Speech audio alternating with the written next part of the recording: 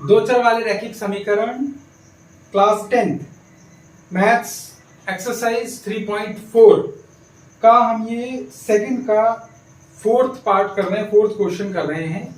3.4 ये old book से है और 3.3 के अंदर ये न्यू बुक में है। ठीक है, क्वेश्चन है कि मीना 2000 रुपए निकालने के लिए बैंक में गई। 2000 रुपए बैंक में निकालने के लिए गई। उसने खजांची से 50 रुपए और 100 रुपए के नोट के लिए कहा। आप जब बैंक जाते हो तो कई बार क्या होता है, आप बैंक वाले से बोल भी सकते हो कि भाई मुझे पैसे, मतलब मुझे इसे इतने इतने के नोट दे दीजिए। तो उसने 50 और 100 के नोट मांगे 2000 रुपए में से।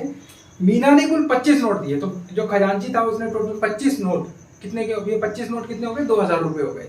उसने 25 नोट उसको वापस कर दिए, ये लीजिए आपके 2000 रुपए। अब हमें ये याद करना है कि 50 और 100 के कितने कितने नोट थे। बेटा टोटल कितने रुपए लिए उसने? 2000। टोटल नोट कितने थे? 25 नोट थे। ये रुपए थे टोटल, ये 2000 और 25 नोट थे। ठीक है बेटा, ठीक है ना। और इसमें कितने कितने के नोट है? 50 का और 100 का नोट है। 50 के नोट है और 100 के नोट है। एक बार इंग्लिश में भी इसको रीड कर लेता। Went to a bank to withdraw 2000 rupees. She asked the cashier to give her 50 and 100 notes only. Meena got 25 notes in all. Find how many notes of 50 and 100 she received. तो बेटा सबसे पहले जब इस तरीके के क्वेश्चन कभी भी हमारे एग्जाम में आते हैं तो हमें देखो इक्वेशन बनेगी, दो चार वाले रैखिक समीकरण है तो दो चार निकालने हैं। तो हम यहां लिखेंगे कि माना 50 के नोटों की संख्या बराबर x।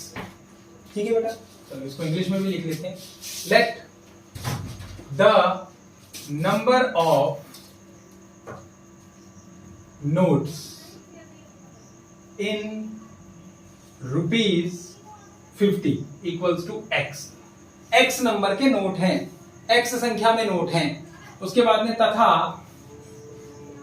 100 के नोटों की संख्या and the number of notes in rupees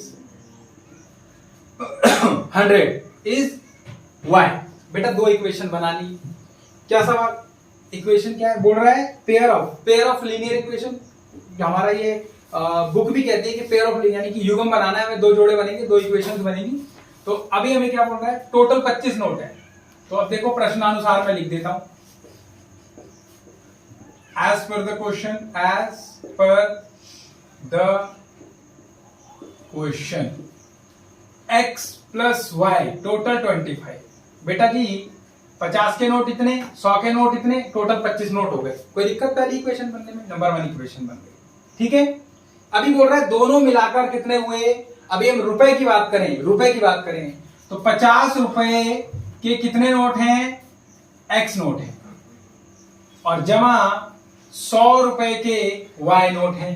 और टोटल रुपए, मैं इसको मल्टीप्लाई का निशान लगा देता हूं, आपको अच्छे से समझ में आएगा। टोटल रुपए कितने हो गए? 2000 रुपए। देखो समझाता हूं मैं आपको। 50 रुपए के x नोट, 50 रुपए के 10 नोट 500 रुपए हो गए। और 100 रुपए के कुछ और नोट, जितने भी 10 12 15 उतने हो गए। 1500 मान लो इसको। 500 और 1500 टोटल 2000 हुए कि नहीं हुए?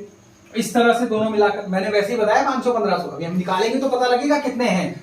ये निकल कर आ गया। इस इक्वेशन को अच्छे से बना लेते हैं। 50x plus 100y equals to 2000। अब बेटा 50 पूरे में कॉमन है तो 50 को हम बाहर ले लेते हैं। यहां बच गया x प्लस 50 दूनी होता है 100 और गया y बराबर में कितना हो गया? 2000। अब बेटा x plus 2y equals to 50 उधर जाकर 2000 से क्या हो जाएगा? भाग हो जाएगा। ठीक है, तो कितनी बार में जाएगा? देखो यहां से 2050, 0 से 0 कटा, 5 एकम 5, 5 चौका 20, 0 तो 40 आ गया। ठीक है बेटा, मैंने इस 50 को यहाँ मल्टीप्लाई हो रहा है पूरे ब्रैकेट से, तो यहाँ जाकर डिवाइड हो जाएगा। जब पूरे से मल्टीप्लाई हो रहा है तो वहां जाकर डिवाइड हो सकता है। समझ गए ना? तो इस तरीके से कहीं यहीं उठाकर मत रख देना 2000 के नीचे, फिर ये 100 आप कैलकुलेट नहीं कर पाओगे। ये हमारी इक्वेशन नंबर क्या बन गई? 2। अब आप इसे प्रतिस्थापन विधि से हल करिए या फिर विलोपन विधि से, एलिमिनेशन मेथड से हल करिए। दोनों में से किसी से भी आसानी से हल हो जाएगा। मैं इक्वेशन 1 को इसके नीचे रखता हूं। देखिए x plus y equals to 25, ये इक्वेशन 1 हो गई। और मैंने इन दोनों के नीचे लाइन खींच दी, इसको माइनस कर दिया, इसको भी माइनस और इसको भी माइनस। बेटा ये प्लस माइनस कट गया, 2y में से 1y चला गया तो सिंगल y बच गया बराबर, 40 में से 50 चला गया तो आपके पास 15 बच गया। ठीक है, y का मान कितना आ गया 15। आपके पास बेटा 100 के नोटों की संख्या कितनी आ गई 15 आ गई। ठीक है ना, ठीक है। और यहां पर ये जो लिखना है आपको कि 2 में से 1 को घटाने पर सब्सट्रैक्ट 1 इन इक्वेशन 2। ठीक है बेटा, y का मान समझ में आ गया आपको। अब हम क्या करेंगे, इस y के मान को किसी में भी रख देंगे, 1 में भी रख देंगे, 2 में भी रख देंगे। एलिमिनेशन का यही फायदा है कि हम किसी में भी रख सकते हैं उसको। ठीक है, तो हम इसे रख देते हैं इक्वेशन नंबर 1 में रख देते हैं। चलो ये लिखा बेटा x की जगह x प्लस y की जगह 15 इक्वल्स टू कितना 25।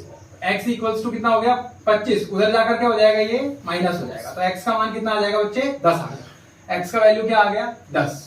यही तो निकालना था हमें कि कितने कितने नोटों की संख्या थी, नोटों की संख्या निकालनी है ना, नोट्स, बस निकल गया। तो जो है 50 के नोटों की संख्या कितनी हो गई 10, तो 50 के नोटों की संख्या 10 होने से कितना रुपए हो गए ये 10 गुना 50 यानी 500 रुपए हो गए। और 15 गुना 100 कितना हो गया 15 गुना 100 1500, सॉरी मैं तो तुक्का मारा था, तो फिर 2000 रुपए बैठ गए, मतलब 50 और 500 और मेरे को पता नहीं था, सीरियसली मैं आपको बता रहा हूँ। ठीक है, तो समझ में आया होगा आपको अच्छे से क्वेश्चन, पक्का। ठीक है, नोट करिए फटाक से। थैंक यू सो मच, जय हिंद।